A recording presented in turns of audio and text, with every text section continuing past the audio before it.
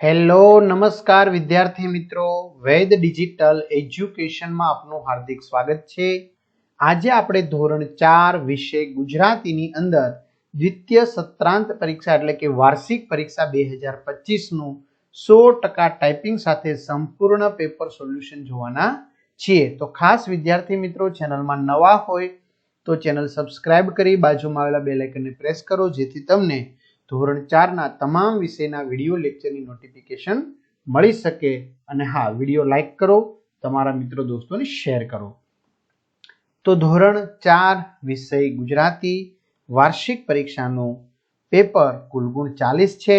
તો વિદ્યાર્થી મિત્રો, આપણે 40 માંથી 40 ગુણ મેળવવા હોય તો શું કરવું જોઈએ? તો સર, આપણે પેપર સરસ મજાનું લખવું જોઈએ। એમાં શું લખવું જોઈએ? તો એમાં જે પ્રમાણે પ્રશ્ન પૂછાય એ પ્રમાણે લખવું જોઈએ।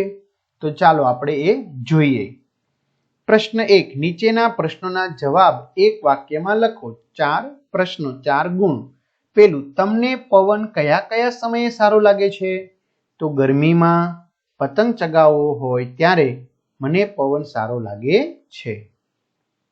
તમારા ગામમાં ભિક્ષા માંગવા કોણ કોણ આવે છે? અમારા ગામમાં વાર તહેવારે તેમજ સામાજિક પ્રસંગે ભિક્ષા કે જમવાનું માંગવા આજુબાજુમાં રહેતા ગરીબ ભૂખ્યા લોકો આવે છે। કૃષ્ણે નદીમાં શું નાથ્યું હતું? કૃષ્ણે નદીમાં કાલિય નાગને નાથ્યો હતો। ખેતરમાં કયા કયા ઓજાર વપરાય છે? ખેતરમાં દાંતરડું, ખુરપી, હળ, કરપ, દાંતી, પણજી, સમાર, ત્રિકમ, પાવડો, કુહાડી વગેરે જેવા ઓજાર વપરાય છે। સર, આવું સરસ મજાનું અમારે પેપર સોલ્યુશન સાથે જોતું હોય તો ક્યાંથી મળશે, જેથી કરીને અમને ખબર પડે કેવા પ્રશ્ન પૂછાય, કેવો જવાબ લખાય? તો હા વિદ્યાર્થી મિત્રો, વાલી મિત્રો, ધોરણ 4 વાર્ષિક પરીક્ષાના આઈએમપી પેપરો આવા દરેક વિષયના 4-4, 5-5 પેપરો, ગણિત, ગુજરાતી, આસપાસ, અંગ્રેજી, હિન્દી, આ બધાના પેપરો આપણી વૈદ ડિજિટલ એજ્યુકેશન નામની એપ્લિકેશનમાંથી તમને મળી જશે, જેમાં 3 થી 12 ધોરણના તમામ વિષયના વિડીયો લેક્ચર, સ્વાધ્યાય અભ્યાસની સમજૂતીના વિડીયો, પરીક્ષા માટે ઉપયોગી પેપરો, એકમ કસોટી, સ્વાધ્યાયન પોથી, પ્રોજેક્ટ બુક, આ બધું જ મળશે। તો ભાઈ, તમે ગેમ ડાઉનલોડ કરો છો ત્યાં જઈને વૈદ ડિજિટલ એજ્યુકેશન નામની એપ્લિકેશન ડાઉનલોડ કરો, ઓપન કરશો એટલે આ પેજ ખુલે, એમાં તમારા મમ્મી અથવા પપ્પાના મોબાઈલ નંબર નાખો, સેન્ડ ઓટીપી કરશો એટલે 4 આંકડાનો ઓટીપી આવશે। વિદ્યાર્થી મિત્રો, ઓટીપી નાખશો બરાબર એટલે આ પેજ ખુલશે, જેમાં પેડ કોર્સમાં જુદા જુદા પેડ પ્લાન, એક્ઝામ પેપરમાં અત્યાર સુધી લેવાયેલી એકમ કસોટીના પેપરો, જો અહીંથી તમને પેપર સેટ મળી જશે। 3 થી 12 માં 3 થી 12 ધોરણના વિડીયો, તમારું ધોરણ તમારે પસંદ કરવાનું, ગણિત, ગુજરાતી, આસપાસ, ઇંગ્લિશ, હિન્દીના પાઠવાઇઝ વિડીયો જોઈ શકશો બરાબર। અને હા, સ્વાધ્યાયન પોથી, પ્રોજેક્ટ પ્રવૃત્તિ બુકના વિડીયોની પીડીએફ પણ તમને ફ્રીમાં મળી જશે। તો ચાલો જોઈએ, આગળ વધીએ। પ્રશ્ન 2, નીચેના પ્રશ્નોના ટૂંકમાં જવાબ લખો। પેલું, તમે જોયેલા જાદુ વિશે ટૂંકમાં લખો। તો અમે નીચે મુજબના જાદુ જોયા છે: ખાલી બોક્સમાંથી પુષ્પગુચ્છ નીકળવું, મજબૂત પેટીમાં પૂરેલા માણસને બહારથી આવતો જોવો, માણસના શરીરના 3 કટકા અને વસ્તુઓ અદૃશ્ય થઈ જવી વગેરે। ઘરમાં રમાતી રમત અને મેદાનમાં રમાતી રમતના 2 નામ લખો। ઘરમાં રમાતી રમત સાપસીડી, પત્તા, ચેસ, વેપાર, મોબાઈલ ગેમ્સ વગેરે, અને મેદાનમાં રમતી રમત kabaddi, kho kho, volleyball, football, cricket, tennis વગેરે। તમને કયું કામ કરવું ન ગમે? શા માટે? મને દુકાનમાંથી વસ્તુની ખરીદી કરવાનું કામ ના ગમે, કારણ કે તે વસ્તુની ગુણવત્તા ચકાસવાનું, રંગ પસંદ કરવો, સાઈઝ નાની મોટી હોવી આવું ન ગમે એટલા માટે। મિત્રો, તમે તમારી રીતે કોઈ પણ કારણ આપી શકો છો। ચાલો, નીચે આપેલ વસ્તુમાંથી શું શું બને છે તે ઉદાહરણ મુજબ લખો।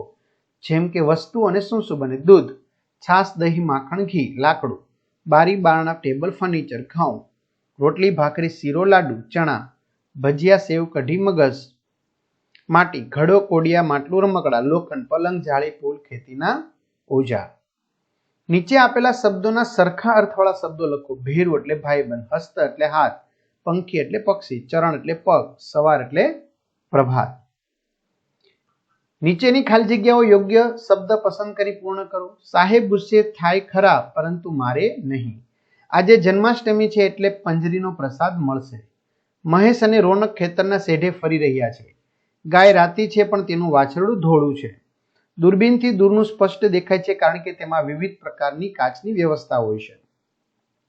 નીચે આપેલ વિષય પર 7 થી 8 વાક્યો લખો. તમને ગમતું પક્ષી કોઈ પણ એક. તો મેં ગરુડ વિશે લખ્યું છે. ગરુડ મોટું શક્તિશાળી પક્ષી છે. ગરુડ પક્ષીઓનો રાજા કહેવાય. એને મજબૂત પાંખો અને શક્તિશાળી પંજા હોય છે. બરાબર, તો આવી રીતે સરસ મજાનું તમારે લખવાનું છે. ત્યાર પછી આપેલ ચિત્ર જોઈને 5 વાક્યો તમારે લખવાના. આવું પણ એક પ્રશ્ન પૂછાશે. આ ચિત્ર સવારના સમયનું હોય એવું લાગે છે. જો સૂર્યનારાયણ દેખાય છે, સૂરજ, વાદળા, નારિયેળી, નદી, ઘાસ, વૃક્ષો દેખાય છે. પુલ પાસે હોડી એક દેખાય છે. પક્ષીઓ કલરવ કરે છે. વાતાવરણ શુદ્ધ અને શાંત લાગે છે. ચિત્રમાં 3 ઘર દેખાય છે. તમારી રીતે આવું લખવાનું. પ્રશ્ન 8, નીચેના ફકરામાંથી વિરોધી અર્થવાળા શબ્દો શોધીને લખો. તો તમારે ફકરો વાંચવાનો, પછી એમાં વિરોધી શબ્દ હસનારો તો રડનારો, નાનો તો મોટો, ફાયદો તો નુકસાન, મિત્ર તો દુશ્મન, મોડો તો વહેલો.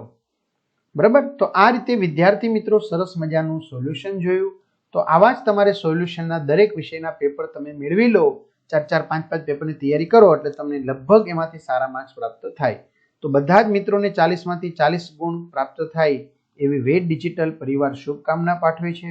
તો ખાસ મિત્રો પેપર સેટ છે એ હજી એકવાર કહી દઉં, એપ્લિકેશનમાં જઈને તમે મેળવી લો. બરાબર, પેઇડ કોર્સની અંદર. તો તમારા મિત્રો દોસ્તોને જાણ કરી દો.